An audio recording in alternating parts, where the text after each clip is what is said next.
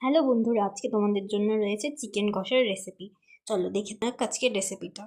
প্রথমে কড়াই আমরা তেল দিব, তার মধ্যে 1 চামচ জিরা, তার মধ্যে গোটা গরম মশলা, দুটো তেজপাতা আর পেঁয়াজ কুচি দিয়ে হালকা হালকা করে সেটাকে লাল লাল করে ভেজে নিতে হবে। এরকম গোল্ডেন ব্রাউন করে ভেজে নেওয়ার পর তারপর তার মধ্যে দিয়ে দেবো পেঁয়াজ বাটা এবং সেটাকে দিয়ে ভালো করে নাড়তে থাকবো।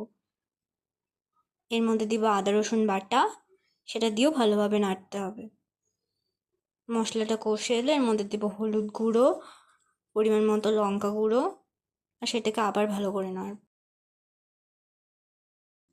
তারপর মশলা থেকে যতক্ষণ না তেল ছেড়ে আসছে ততক্ষণ মশলাটাকে নাড়বো। তারপর তার মধ্যে ধুয়ে রাখা চিকেন দিয়ে আমরা ভালো করে চিকেনটাকে কষিয়ে নেব।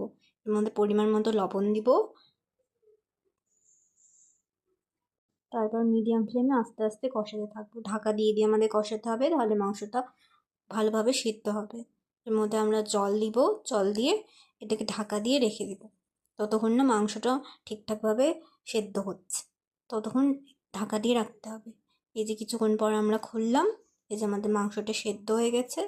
এর মধ্যে আমরা দিব গরম মশলা দিয়ে সেটাকে ভালোভাবে নাড়ব। এই যে তৈরি আমাদের চিকেন কষার রেসিপি। ভালো লাগলে অবশ্যই চ্যানেলটিকে সাবস্ক্রাইব এবং ভিডিওটিকে লাইক করবেন।